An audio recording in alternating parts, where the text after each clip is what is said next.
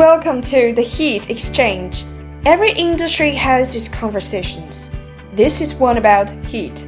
Every week, we sit down with engineers, industry experts, innovators, and business leaders to explore the technologies, ideas, and trends shaping the future of thermal management. I'm Cora, and this is the Heat Exchange. Today, we are kicking off our very first episode with a topic that touches nearly every corner of the food and beverage industry. How do you choose the right plate heat exchanger? To help you navigate this, we're going to break down today's discussion into three main parts. First, we will look at the unique food safety standards and major industry pain points that separate food-grade units from everyday industrial ones. Then, we will unpack the critical technical parameters you need to match with your application to optimize your return on investment. And finally, we will share a practical avoid-at-all-costs guide featuring real-world selection traps to keep your operation running smoothly. To help us unpack these questions, we're absolutely delighted to welcome two fantastic guests today.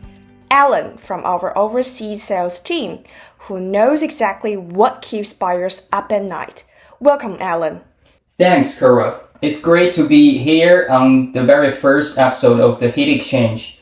And I'm really looking forward to sharing some of the hard-learned lessons we have gathered from working with buyers all over the world. We're so glad to have your commercial insights. And joining Alan is the brain behind our engineering and technical development, Carlo. Welcome, Carlo. Hi Cora, hi Alan, hello everyone. It's a pleasure to be here. Today I'll do my absolute best to strip away the heavy technical jargon and show you the actual science happening behind those metal plates and rubber gaskets. Perfect. We have sales and engineering in the room. The ultimate pairing. Let's dive straight into part 1, industry pain points and food safety. Alan, let's start with you. When you're working with overseas buyers, especially in the food and beverage space, what is their absolute biggest fear when selecting a heat exchanger? And from a standards perspective, what actually separates a food-grade PHE from a standard industrial one? That is the million-dollar question. If I had to boil down the biggest fear of any food and beverage buyer into a single word, it's contamination. In this industry, even a microscope trace of bacterial growth or cross-contamination can lead to product recalls, massive financial penalties, and a ruined brand reputation. So they are terrified of buying equipment that has dead zones, where bacteria can hide, or equipment made from subpar materials. As for the difference between food-grade and standard industrial PHEs, standard industrial units are built purely for raw thermal efficiency and durability and their heavy-duty environment. But food-grade PHEs, their highest priority, their ultimate golden rule is absolute hygiene and cleanability. While a standard unit might use carbon steel frame plates or industrial-grade glue-on gaskets, a food-grade unit requires 316 stainless steel, incredibly smooth surface finishes, and the gaskets made of FDA-approved or 3A certified materials.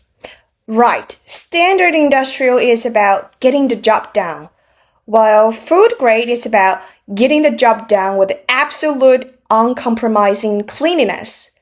So, Carlo, taking that over to you from a technical development and design perspective, where is the real line in the sand between standard and food-grade PHEs when you are actually designing them?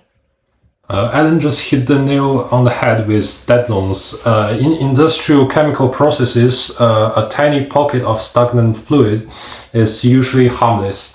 However, in our food processing industry, it is an absolute disaster because stagnant food breeds bacteria.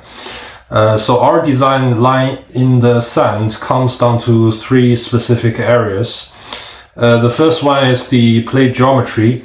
The corrugation pattern on food grade plates is much smoother. With rounded distributions, there are zero sharp corners. This is specifically designed so that when the plant runs its CIP, aka cleaning in place, the chemical wash can reach and scrub every single square millimeter. The second one will be the gasket attachment. In standard industrial units, gaskets are often glued onto plates. In food-grade units, we strongly recommend clip-on or hung-on gaskets. Glue can degrade over time, harbor bacteria, or even leach chemicals. Clip-on gasket avoid all of that. And the third one is the connections and the frame. So food-grade units are sanitary connections like tri-plums or hygienic threads, which ensure the pipe joints are completely flush, and even the outer carbon steel frame is completely clad in polished stainless steel, so the outside of the machine can be washed down too.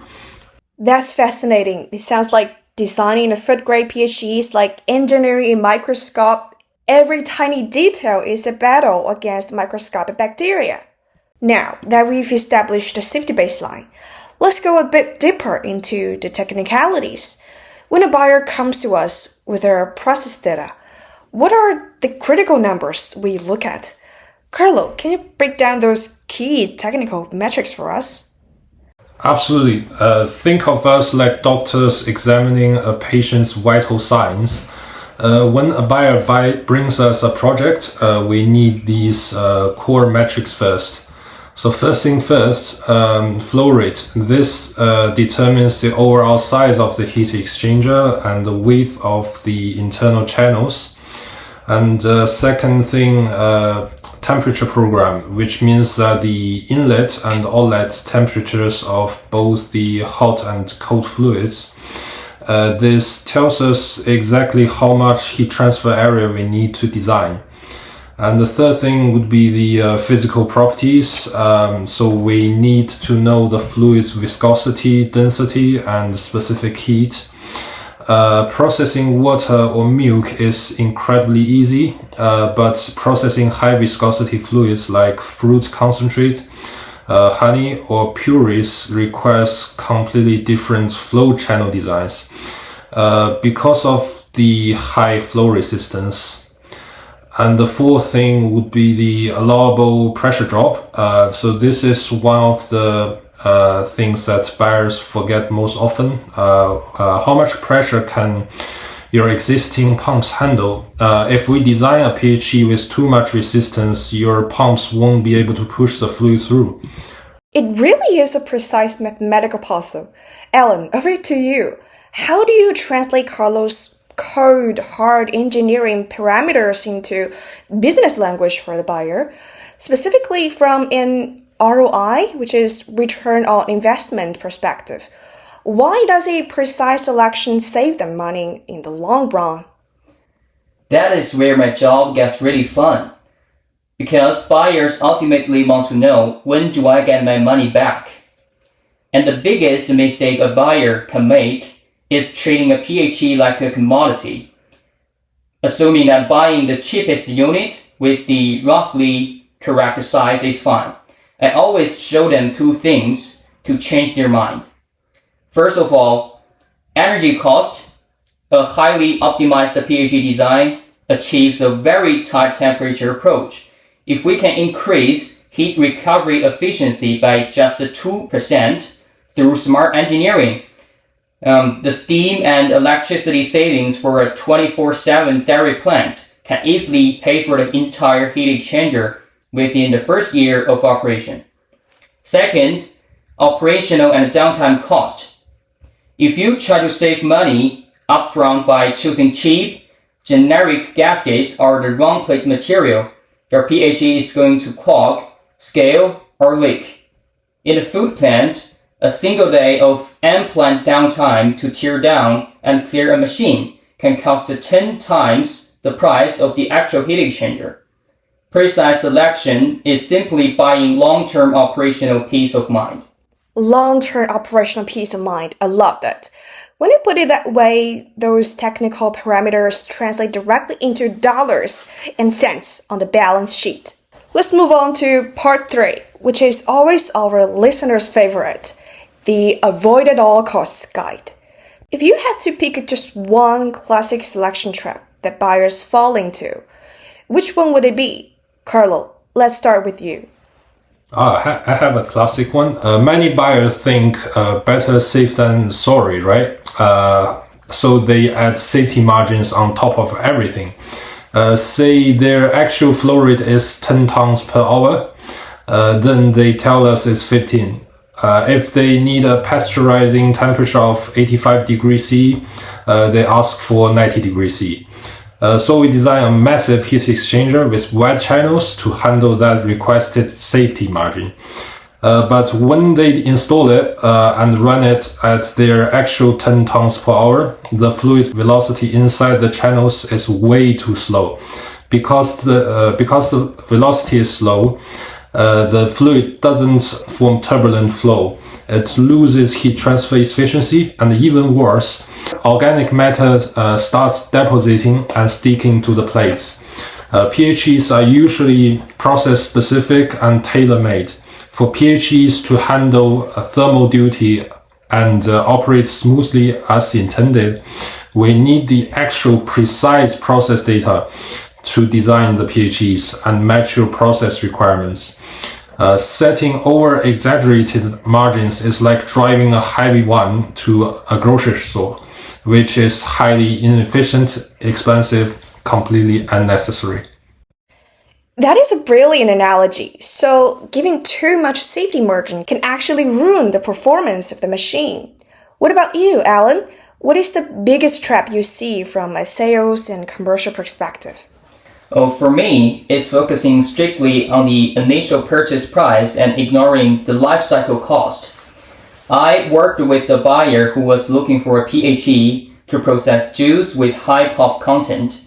A competitor offered them a standard narrow channel PHE at a very low price, and we quoted them our specialized wide gap plate design, which was naturally more expensive, and the buyer went with the cheaper option.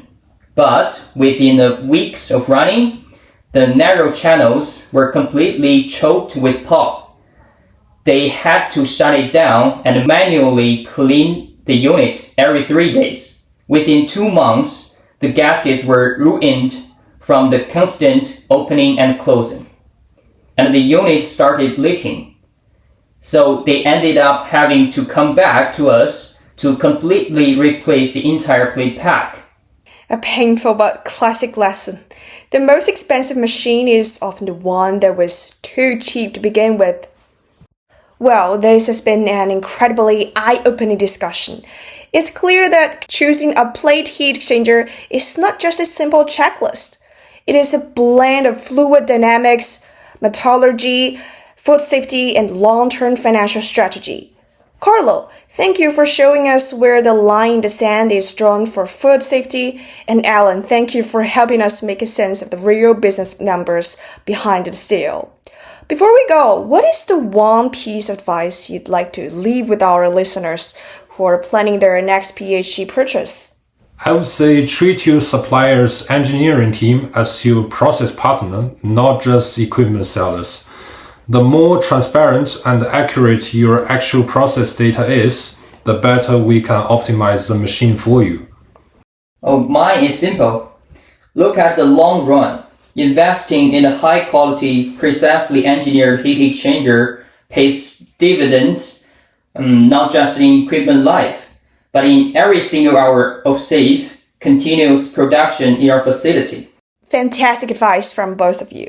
Thank you, Alan, and thank you, Carlo. And that wraps up our very first episode of the Heat Exchange. If you found today's conversation helpful, please subscribe and leave us a comment. Our team of experts is always ready to help you crack the code. Thank you for listening, and we will catch you in the next exchange. Bye for now.